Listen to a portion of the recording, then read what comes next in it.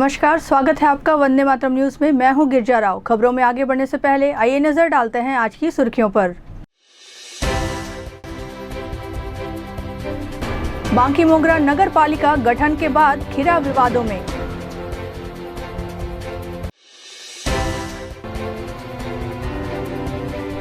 कोरबा शहर की जनता रेलवे फाटकों से परेशान।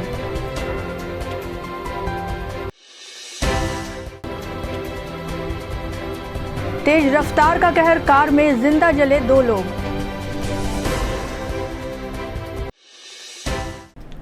अब खबरें विस्तार से।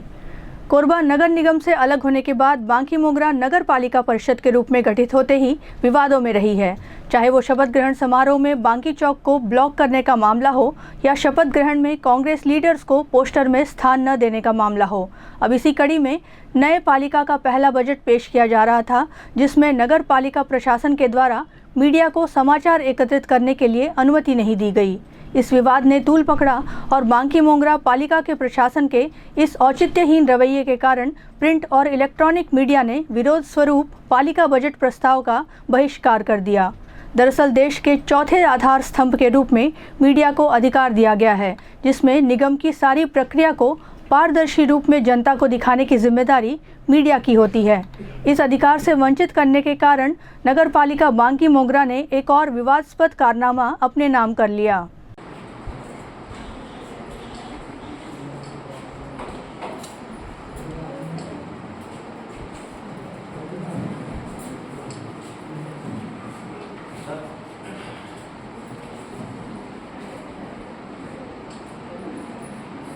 मैं अध्यक्ष मैडम से निवेदन करूंगी कि औपचारिक परिचय सभा के सदस्यों को दे और सभा के समस्त सदस्यों से भी निवेदन करूंगी कि औपचारिक परिचय अपना सभा के समक्ष में रखेंगे।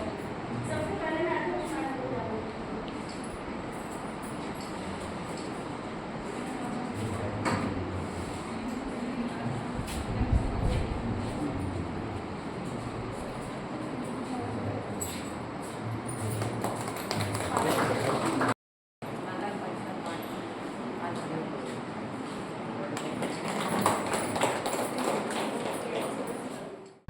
छत्तीसगढ़ राज्य विद्युत उत्पादन कंपनी का बुधवारी स्थित रेलवे फाटक लोगों की परेशानी का सबब बन गया है। यहां आए दिन मालगाड़ी के कारण जाम की स्थिति निर्मित होती है। हद तो तब हो गई जब मालगाड़ी रेल फाटक पर ही फंस गई। दोनों ओर वाहनों की लंबी कतार लग गई, जिससे काफ़ी देर तक आवागमन अवरुद्ध रहा। डॉक्टर श्यामा प्रसाद मुखर्जी ताप विद्युत परियोजना कोरबा के लिए मालगाड़ी के जरिए कोयला भेजा जाता है। कोयले से लदी मालगाड़ी सुबह रेलवे फाटक पर ही खड़ी हो गई। देखते ही देखते थोड़ी देर में फाटक के दोनों ओर भारी और हल्के वाहनों की कतार लग गई। आवागमन बाधित हो जाने के कारण लोगों को परेशानी का सामना करना पड़ा। कोरबा के लोगों का इस असुविधा के कारण अक्सर ब्लड प्रेशर हाई होता है, क्योंकि उन्हें शहर के किसी भी कोने में जाने के लिए कम से कम 2 रेलवे क्रॉसिंग पर मालगाड़ी के निकल जाने का इंतज़ार करना पड़ता है। और जब रेल फाटक खुलता है तो जाने की जल्दी में लोगों के वाहन आपस में टकराते हैं, जो विवाद और आर्थिक क्षति का कारण बनते हैं।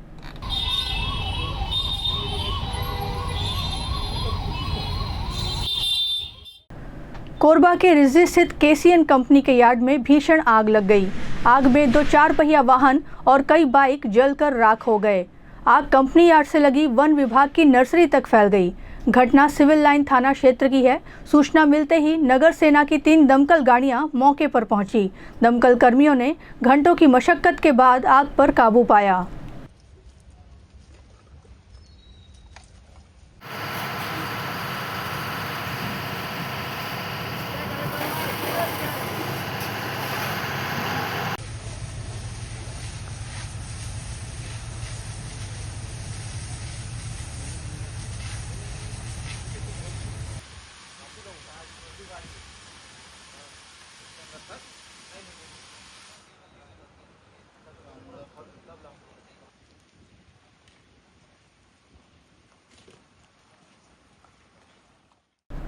कोरबा जिले में एक दिल दहला देने वाली घटना सामने आई है। पसान थाना क्षेत्र अंतर्गत ग्राम लैंगा कारी माटी मार्ग में मध्य रात्रि के बीच एक कार में आग लग गई। कार में कितने लोग सवार थे इसका पता नहीं चल सका है। वहीं कार पूरी तरह जल जाने के कारण उसका नंबर भी मिट चुका है। जानकारी के अनुसार यह कार कोरबा की ओर आ रही थी। काली माटी से गुजरने के दौरान अनियंत्रित होकर पेड़ से टकराकर थम गई। इसके बाद कार में आग लग गई और इसमें सवार लोग कार से बाहर नहीं निकल पाए। कार चालक कार में ही जिंदा जल गया। अब तक मृतक की पहचान नहीं हो पाई है। घटना की सूचना पुलिस को दी गई। सूचना उपरांत फॉरेंसिक की टीम घटनास्थल पर पहुंची और जांच में जुट गई है। सीसी फुटेज के लिए उससे पता चल जाएगा वहाँ कितने बजे निकली गाड़ी।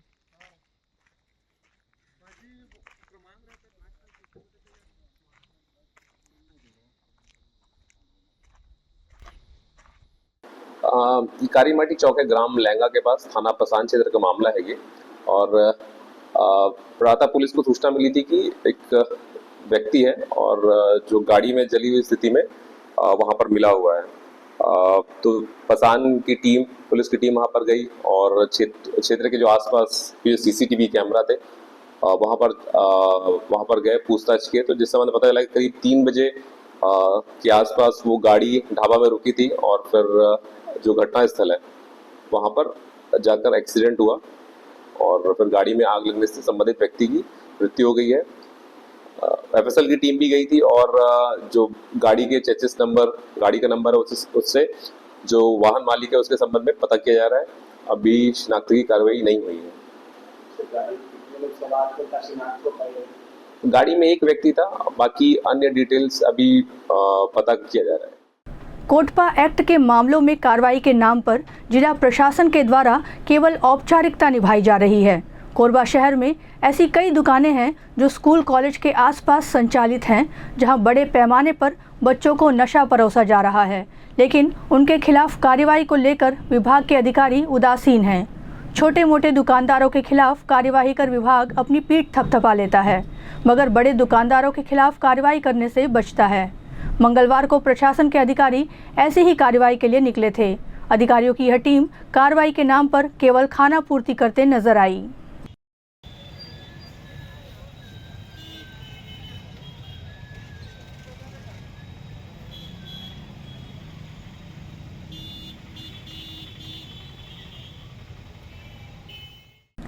शासकीयकरण की एक सूत्रीय मांग को लेकर पंचायत सचिव 11 अप्रैल से क्रमिक भूख हड़ताल पर बैठे हैं। प्रत्येक सचिव हड़ताल में बैठकर अपनी अपनी सहभागिता निभा रहे हैं। भीषण गर्मी में क्रमिक भूख हड़ताल पर बैठे पाली ब्लॉक के एक सचिव की अचानक तबीयत बिगड़ी और मौत हो गई, जिसमें प्रशासन द्वारा न स्वास्थ्य अधिकारियों को भेजा गया और न ही पुलिस विभाग के अधिकारियों ने इसकी सुध ली।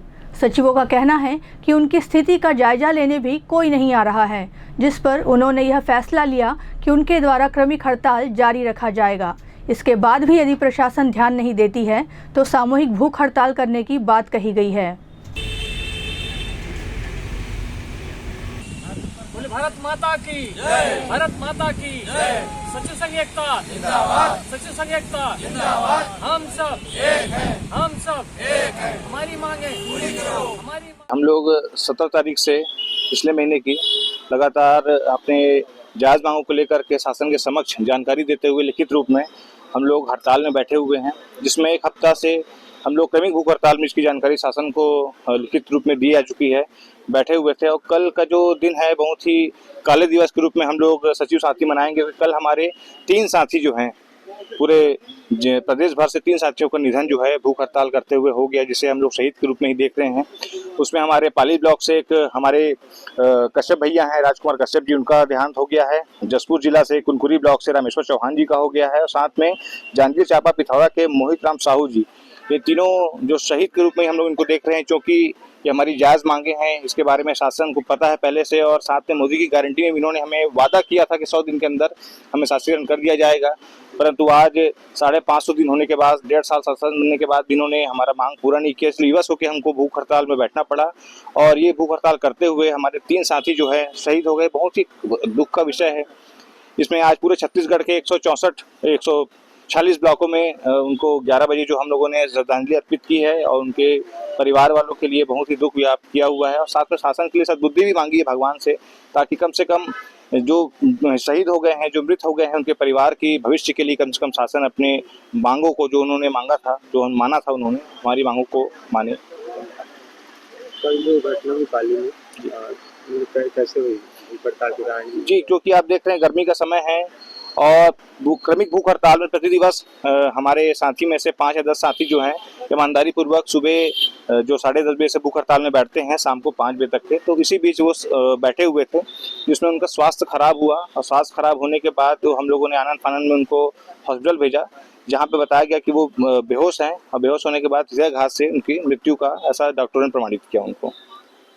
हम लोगों का एक सूत्रीय मांग जो शासकीकरण के नाम से शासन स्तर पे अपने धरना देने की सूचना दिए थे और 11 तारीख से हम लोग क्रमिक भूख हड़ताल में बैठे हैं। अब इस क्रमिक भूख हड़ताल में प्रत्येक सचिव अपना अपना सहभागिता निभा रहे हैं। इसी बीच में हमारे पाली ब्लॉक के सचिव स्वर्गीय राजकुमार कश्यप जी का हृदयाघात कारण आकस्मिक निधन हो गया। अब इसमें जिला और ब्लॉक स्तर में देखा जा रहा है कि प्रशासन के द्वारा ना तो यहाँ पर स्वास्थ्य विभाग के अधिकारियों को भेजा जा रहा है और ना ही पुलिस विभाग के अधिकारियों को, जिसके कारण से हमारे सचिव साथियों का जो स्थिति है वो उसका जायजा लेने के लिए कोई आता नहीं है और हमारे ऊपर कोई गंभीर विचार करने के लिए कोई तैयार है। जैसे अभी प्रशासन नहीं आया वो बात करें तो आगे आप लोग बहुत जा रहे हैं, कब तक? हम लोग अपना क्रमिक भूख हड़ताल को निरंतर जारी रखेंगे। इसके बाद में भी यदि वो नहीं मानते हैं तो हम लोग अनशन करेंगे। शहर के जाने माने टेंट व्यवसायी और अंकुर टेंट हाउस के संचालक राजेश अरोरा का बुधवार की सुबह आकस्मिक निधन हो गया। वे कुछ समय से अस्वस्थ चल रहे थे। 50 वर्षीय राजेश अरोरा ने 16 अप्रैल की सुबह 4:30 बजे अंतिम सांस ली। उनके निधन से पूरे नगर में शोक की लहर दौड़ पड़ी।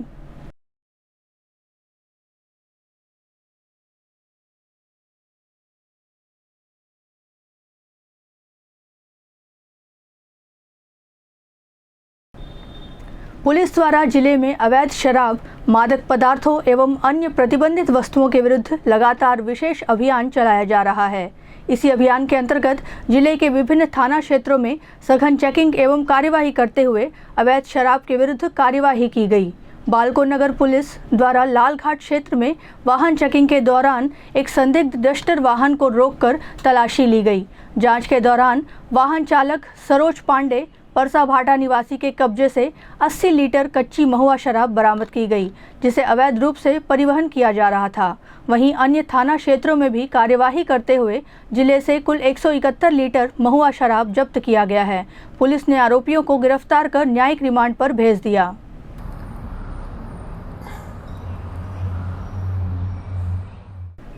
अब वक्त हो चला है हमारे खास और ज्ञानवर्धक कार्यक्रम बूझो तो जाने का। यह आम जनता से जुड़ने का हमारा प्रयास है, जिसमें हर क्षेत्र से सवाल पूछे जाएंगे और सही जवाब देने वालों को दिया जाएगा आकर्षक उपहार।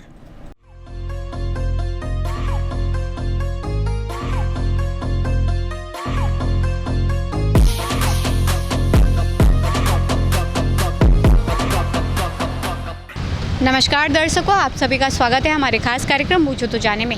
आज का हमारा सवाल है कि भारत में जीएसटी कब लागू हुआ। आज के हमारे विजेता को दिया जाएगा वंदे मातरम न्यूज़ की ओर से आकर्षक उपहार। तो आइए चलते हैं दर्शकों के बीच और जानते हैं आज के इस सवाल का जवाब।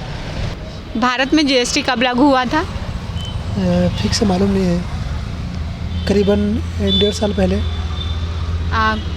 कोरबावासियों को मैसेज देना चाहोगे? किस लिए? कोई भी आप बताना चाहो किसी को, मैं मैसेज देना चाहो कुछ का नहीं? ओके, कोई बात नहीं, ठीक है, धन्यवाद। भारत में जीएसटी कब लागू हुआ? 2009 नहीं 2014। आप प्रयास कर रहे हैं, वही काफ़ी हमारे लिए, लेकिन आपका आंसर गलत है। आंसर क्या है? आप कोरबावासी को मैसेज देना चाहेंगे? कुछ कोई बात नहीं, धन्यवाद। भारत में जीएसटी कब लागू हुआ? उसको मेरे को पता नहीं। दूसरा क्वेश्चन। कोरबावासियों को मैसेज देना चाहेंगे? नहीं। ठीक, धन्यवाद। भारत में जीएसटी कब लागू हुआ? जीएसटी 2020 में। आप प्रयास कर रहे हैं, वही काफ़ी हमारे लिए, लेकिन आपका आंसर गलत है सर। कोरबावासी को मैसेज देना चाहेंगे? गाड़ी थोड़ा स्लो चलाए और थोड़ा जो साउंड वाला जो बाइक चलाते हैं ना उन लोग को बंद करे प्रशासन। और आप लोग इस तरह का जनरल नॉलेज जो चलाते हैं इसमें वो बहुत सराहनीय है, उसके लिए धन्यवाद आप लोग को। इसमें बहुत कुछ जानकारी। ओके सर, धन्यवाद। भारत में जीएसटी कब लागू हुआ? 2015। आप श्योर हैं सर? श्योर। आप प्रयास कर रहे हैं वही काफ़ी हमारे लिए, लेकिन आपका आंसर गलत है। कोरबा वासी को मैसेज देना चाहेंगे? नहीं। ठीक, कोई बात नहीं, धन्यवाद। भारत में जीएसटी कब लागू हुआ? 1 जुलाई 2017। आप श्योर हैं? यस। बिल्कुल सही जवाब दिया है आपने। आपको दिया जाता है वंदे मातरम न्यूज़ की ओर से आकर्षक उपहार। धन्यवाद। क्या नाम है आपका? बिंदिया देवांगन। आप कोई कोरबा वासी को मैसेज देना चाहेंगे? हाँ, आप सब ना स्वच्छता का एकदम क्लियर कीजिए और ना सब कोई अच्छे से रहिए कीजिए। अभी के टाइम में ना बहुत पोल्यूशन है, इस वजह से ना बहुत सा स्वास्थ्य खराब हो रहा है। बस इतना ही। ओके, ठीक, धन्यवाद। भारत में जीएसटी कब लागू हुआ? 1 जुलाई 2017 को। आप श्योर हैं सर? हैं? आप श्योर हैं? हाँ, श्योर। बिल्कुल सही जवाब दिया है आपने। आपका नाम क्या है? दादू मनहर। लेकिन सर आज का उपहार हम पहले विजेता को दे चुके हैं, तो आप कोरबा वासी को मैसेज देना चाहेंगे? कोरबा वाले को क्या मैसेज देंगे? स्वस्थ रहें, स्वस्थ रहें। जी बिल्कुल, ठीक, धन्यवाद। भारत में जीएसटी कब लागू हुआ? भारत में जीएसटी 1 जुलाई 2017। बिल्कुल सही जवाब दिया है सर आपने। आपका नाम क्या है? दीपक कुमार नामदेव। लेकिन सर आज के हम विजेता को उपहार दे चुके हैं आज का, तो आप तो कोरबा उसके भाग्य में कोरबा वासियों को मैसेज देना चाहेंगे? कोरवासियों को मैसेज है कि ना, मैं तो गार्जियन से यही निवेदन करूंगा कि वो अपने बच्चों को जो गाड़ियां चला रहे हैं वो बहुत ही रफ ड्राइविंग है, और मैं तो उन गार्जियन से भी यही निवेदन करना चाहूँगा कि वो अपने बच्चों को या तो गाड़ी जो है उनको बिल्कुल ना दें। बहुत ही रफ तरीके से गाड़ी चला रहे हैं और बहुत सारी दुर्घटनाएं जो घट रही हैं कोरबा में, वो दिन बर दिन वो बढ़ता जा रहा है। तो इसलिए मैं कोरबा के पालकों से और अपने शहर निवासियों से इतने निवेदन करूँगा कि विशेष तौर से गाड़ी चलाते वक्त वो नियमों का और यातायात नियमों का बहुत ही ज़्यादा पालन करें। बिल्कुल सर, ठीक, धन्यवाद सर। भारत में जीएसटी कब लागू हुआ? I think 2017। आप श्योर हैं सर? यस। बिल्कुल सही जवाब दिया है आपने। आपका नाम क्या है? जी राजा शर्मा। सर लेकिन आज के विजेता को हम आज का उपहार दे चुके हैं, तो आप कोरबा वासियों को मैसेज देना चाहेंगे? जी सभी पर्वों को सब मिलजुल करके मनाएं और सब साथ में हंसे खुशे और ठीक ठाक रहें सब। बिल्कुल सर, ठीक, धन्यवाद सर। भारत में जीएसटी कब लागू हुआ? भारत में जीएसटी 1 जुलाई 2017 को लागू की गई थी। बिल्कुल सही जवाब दिया है सर आपने। आपका नाम क्या है? प्रकाश अग्रवाल। सर लेकिन आज के विजेता को हम उपहार दे चुके हैं, कोई बात नहीं, तो आप कोरबा वासियों को मैसेज देना चाहेंगे? बस इतना कहूँगा कि सब आपस में भाईचारा से रहें और पर्यावरण पर रक्षा करें। बिल्कुल सर, ठीक, धन्यवाद सर। आज का हमारा सवाल था कि भारत में जीएसटी कब लागू हुआ, जिसका सही जवाब है 1 जुलाई 2017। 1 जुलाई 2017 को भारत में जीएसटी लागू हुआ था। आज की हमारी विजेता रही हैं बिंदिया देवांगन, जिन्हें दिया गया है वंदे मातरम न्यूज़ की ओर से आकर्षक उपहार। आज के लिए बस इतना ही। कल फिर मिलते हैं एक नए सवाल और जवाब के साथ। बने रहें वंदे मातरम न्यूज़ के साथ, तब तक के लिए नमस्कार। खबरों का सिलसिला यूं ही जारी रहेगा। देखते रहिए वंदे मातरम न्यूज़। मिलते हैं अगले बुलेटिन में, तब तक के लिए नमस्कार।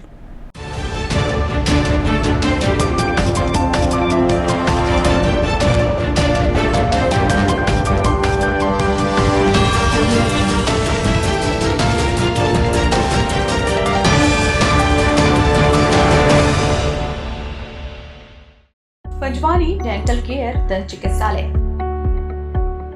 कोरबा का प्रथम स्थापित दंत चिकित्सालय। अत्याधुनिक मशीनों द्वारा दांतों की उच्च स्तरीय जांच एवं इलाज की सुविधा।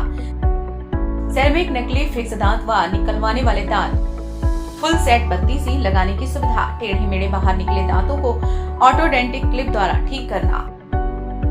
आजू बाजू के दांत घिसे बिना इम्प्लांट विधि द्वारा फिक्स दांत लगाना। पेरेंटो ओरल कैमरा, जिसमें मरीज अपने दांतों को टीवी स्क्रीन पर देख सकता है। रूट कैनाल, मुंह में खून आना, दांतों की सफाई, मुंह की दुर्गंध, पायरिया का इलाज। हमारे डॉक्टर रौनक सिंह MTS, डॉक्टर प्रज्ञा Chaudhary BDS, doctor Mohit Kumar videos. Chhattisgarh विद्युत मंडल CSEB के कर्मचारी हेतु कैशलेस इलाज की सुविधा। हमारा पता Panjwani dental care, Lakshmi store के सामने। Siddhi Vinayak hospital, a unit of orthopedic surgery and trauma management, अब हड्डियों से संबंधित रोगों के उपचार के लिए कहीं और जाने की जरूरत नहीं। जटिल एवं असाध्य रोगों का सफल इलाज अब आपके अपने शहर में। घुटने व कूल्हे के जोड़ों का प्रत्यारोपण, जटिल फ्रैक्चर एवं जोड़ों का सफल ऑपरेशन, गठियावाद व जोड़ों के दर्द का उपचार, टेढ़ी मेढ़ी हड्डियों का बेहतर इलाज, हड्डियों की जन्मजात विकृतियों का उपचार। इसके अलावा OPD 1-2 की सुविधा, modern pathology lab, private semi private general ward की सुविधा, modern digital xray, ECG, ICU, ventilator की सुविधा, pharmacy, OT team, waiting area, 24 घंटे एम्बुलेंस एवं आपातकालीन सुविधाएं उपलब्ध। हमारा पता Siddhi Vinayak hospital, doctor Shadalnath, plot number 52, bluebird school के पीछे, कोसाबारी, कोरबा। इसके अलावा अब हमारा नया संस्थान सिद्धि विनायक प्राथमिक एवं ट्रामा सेंटर, उर्गा। इस केंद्र में फार्मेसी, एक्सरे, पैथोलॉजी व आपातकालीन चिकित्सा सुविधा उपलब्ध है। तो संपर्क करें मोबाइल नंबर 9993000683, 9109488443, कोरबा के लिए 8120195179, उर्गा के लिए।